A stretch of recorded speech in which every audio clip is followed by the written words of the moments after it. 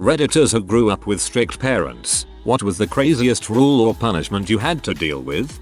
When I was in first grade, I had a writing homework assignment. My dad used to be weird about me erasing, because he wanted me to do it right the first time. I ended up erasing a lot on this homework and my dad took the paper from me, ripped it in half and told me to start over. Turns out it was the last sheet of paper in the entire house, and I don't remember why, but for some reason we couldn't go and buy more paper that night. So ironically, I ended having to completely erase an old homework assignment in order to have a sheet of paper to start over on. I'm 22 now and still give him crap about this.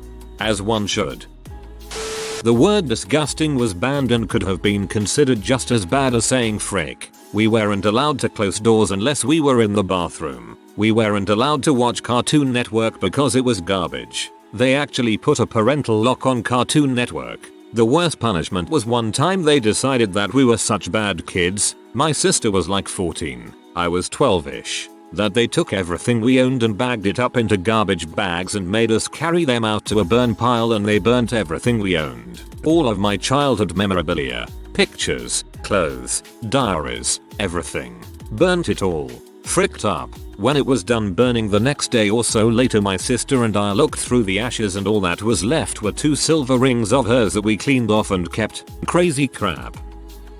I once got beaten and locked in the basement because my hands were literally not large enough to play a certain piano piece. I couldn't play an octave separation yet. Before you ask, yes, I am Asian.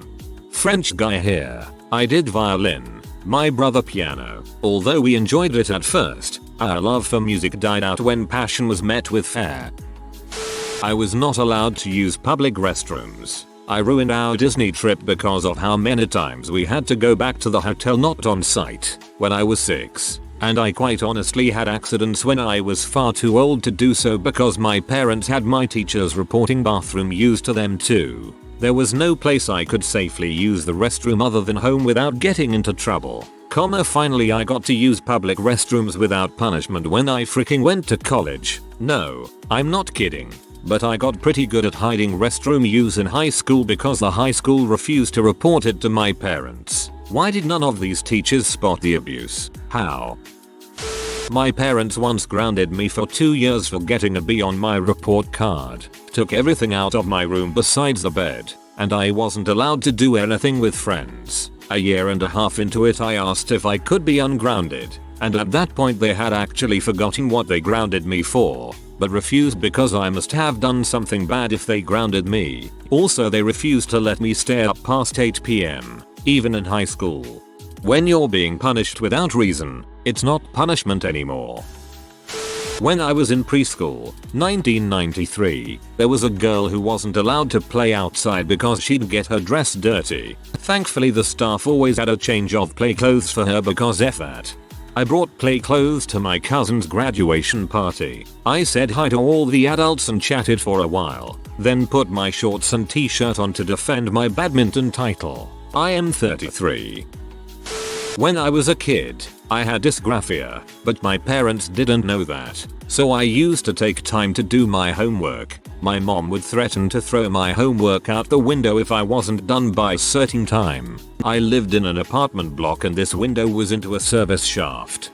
I too had undiagnosed dysgraphia for years. I remember spending hours redoing my homework because it wasn't neat enough. When I was in elementary school at about 6 years old, I used to have accidents because my bladder was too small. My mom would punch me in the bladder when I got home to make me pee myself and make fun of me when I did. I still have issues and it turns out that my bladder and uterus is fricked up from a genetic disease. That is awful. But now you have a cool secret handshake to show your mom every time you visit her in her underfunded old age home. No talking at the dinner table other than the occasional "do you want some more of" or "please pass the." We could not talk about anything at all. No small idle chat was allowed. First time you did it, you got yelled at. Second time was a whooping and then sent to your room until the next day without the rest of your meal. I make it a point now with my kids to chat up a storm each and every meal. You could earn a full-on butt whooping for uttering any of the following: "shut up," "but," accusing someone of lying for any reason. We were not permitted to use the words liar, liar, lying. Instead we had to say that's not the truth, or that doesn't sound right, or any other phraseology that wasn't some iteration of the word lie. I can relate. My siblings and I weren't able to say boring without my mom freaking out. Not that crazy, just something that stuck with me, since I generally consider my parents to be good caring parents, mainly just overprotective. But when I was 15, I got really depressed and kinda shut down academically and socially. My parents didn't know what to do with me. At one point, they ran out of ways to ground me, and my life was consequently made up of just going to school and coming home and lying motionless in bed, staring at the wall or sleeping. But my grades still hadn't improved, so they thought denying me of privacy solitude by taking away my bedroom door would persuade me to get my grades up. Spoiler alert, it didn't, lol. My stepmom and dad did this too. I was into choir and loved music, and they would take things that brought me any joy.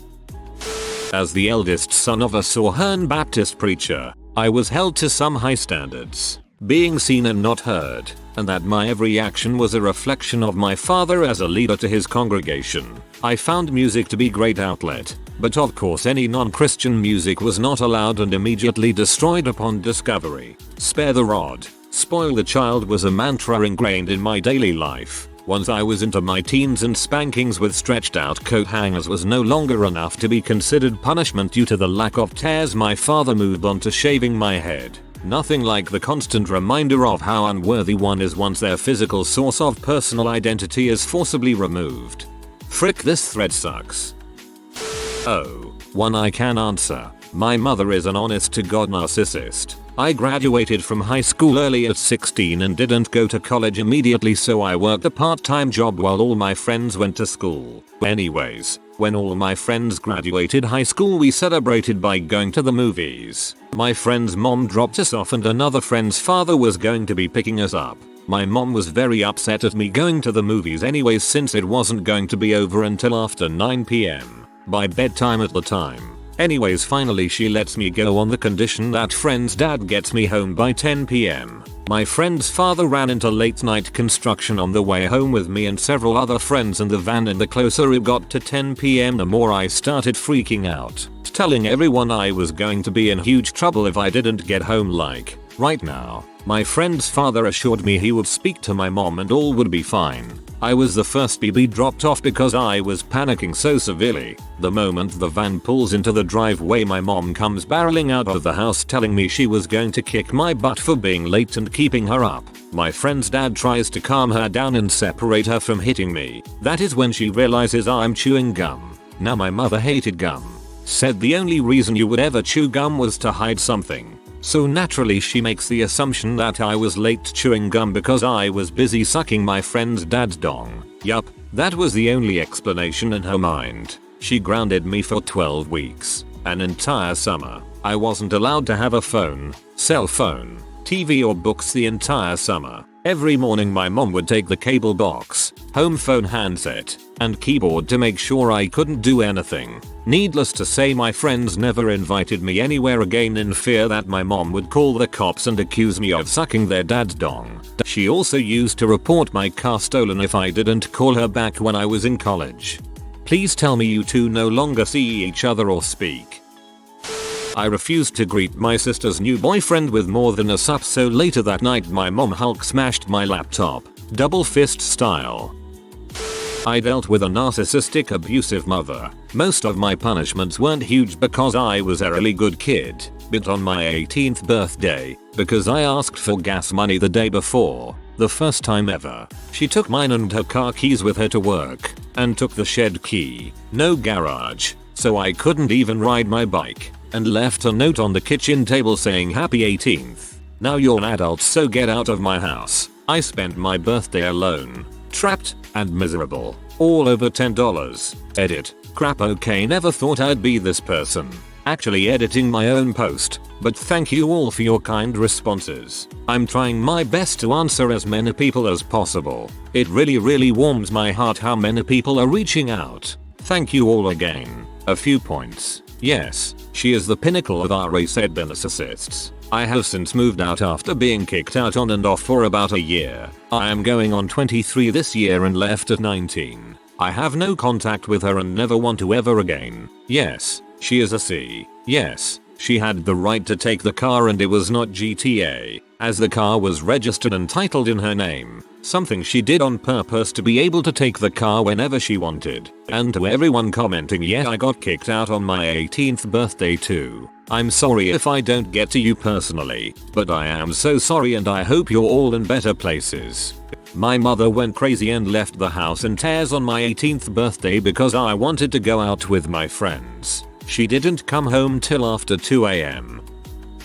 Bit late, but one day, the news said school might be closed for a cold day, like a snow day, but for when it's cold enough your exposed skin freezes in 10 minutes. My mom demanded I start walking to school, or she'd report me to the cops as truant. We argued. TV said school started late that day. I decided to go anyways, the being better than the arguing.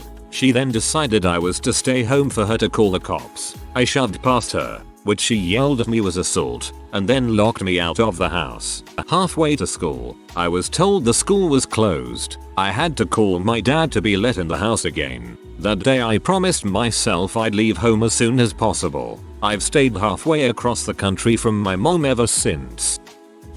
No TV, not as a punishment, just no TV, ever, because apparently it lets the devil in. The second I, as the last kid, moved out, they started watching TV all the time. Edit. Wow, I am astonished at the interest this post has received. I am not surprised that no one guessed correctly. I will gladly sate everyone's curiosity. My parents were a part of a Christian religious offshoot named the Move of God. It was founded by a man named Same Fife and is continued today by a man named Buddy Cobb. These are all facts which can be googled. I'm not breaking any Reddit rules by putting this out here. Some things the Move believed that we had to endure as kids. Women had to wear dresses. No TV video games. Forced participation in religious ceremonies. Little to no contact with the outside world. All my friends were Movites. Exorcisms. The school I went to was part of the Move group too. There was no escape. Wow, okay, just typing this out is kinda bringing me back to that place. I gotta stop now and take a break. As punishment, my dad would make us face a corner, stand on one leg and keep both arms straight up in the air for a certain length of time. If our leg or arms went down, he'd double the time. Sometimes he'd give you a surprise visit from his belt or shoe if he was particularly pee. At least I grew up to have fantastic balance. Edit. Freaking autocorrect. Edit raised to the power of 2. Dude, I just want to hug all of you. Come here. I'm sorry for everyone who had to endure the upsetting crap I've read on here. For anything and everything you've endured in your life, it made you stronger and wiser. Break the cycle. That's called a stress position. They did it to a certain prison's inmates. There was an entire scandal. When I was 13, no dating until uni. When I was 18, no dating until I finish uni. When I am 20 and about to graduate, no dating unless it's someone I choose for you. WTF. In a year or two it will be why haven't you found a good person to give you kids yet? I want grandchildren. My brother stepped on the PS2 controller cable, sending the PS2 flying off the shelf and smashing it all over the floor. As punishment, my dad whipped me across the back a few times, and when I tried to run away he threw some rocks at me. The whip marks stayed on my back for a few weeks. My grandmother was a retired English teacher.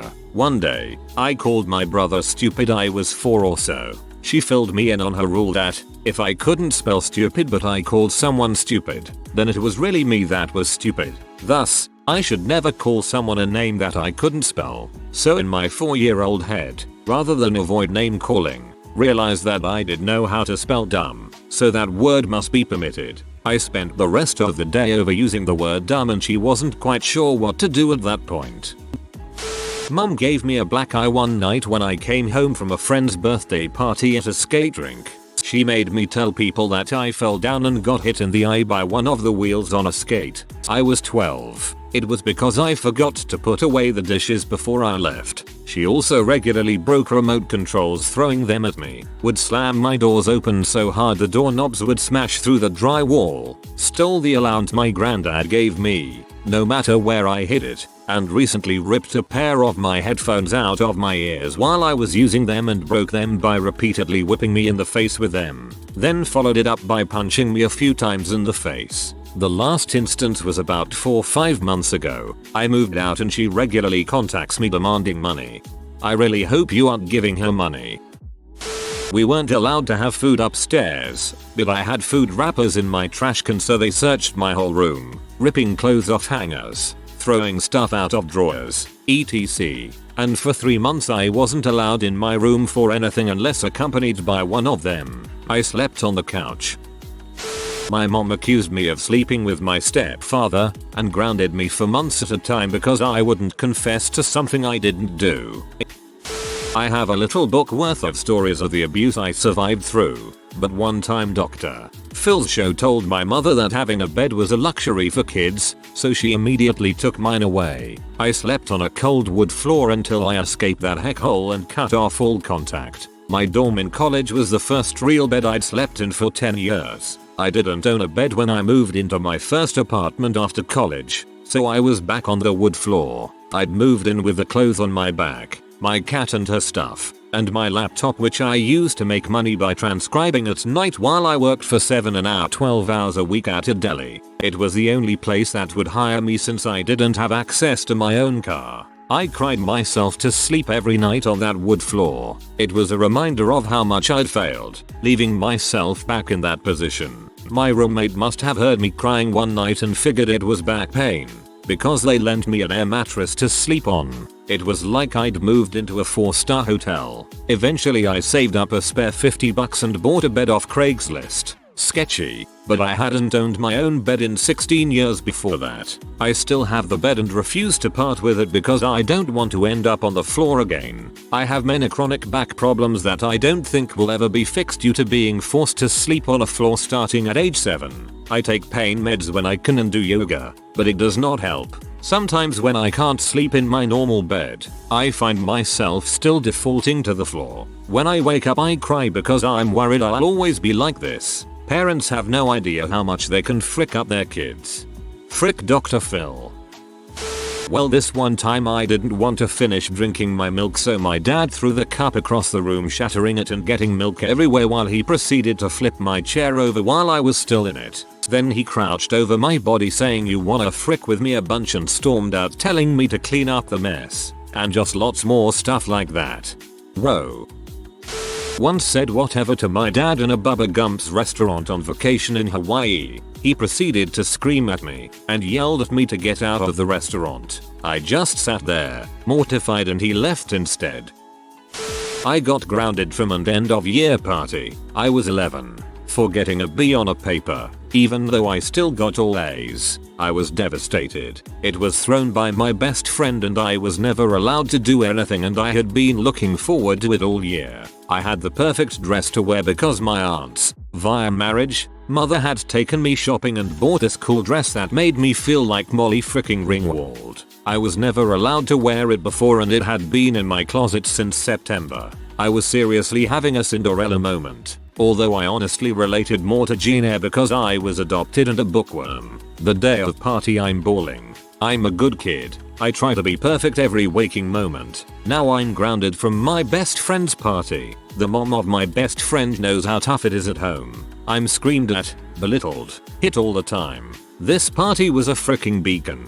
Arlene, the BFF mom, barges in my house, tells me to get ready and get my stuff together because I'll be spending the night. My mom protests. How about I call CPS about the 50 freaking cats in your house? I go to the party and Arlene teaches me to be a bad butt. Frick yeah, Arlene. If you are new to the channel, you can subscribe. I publish new videos every day. Until then, check another video.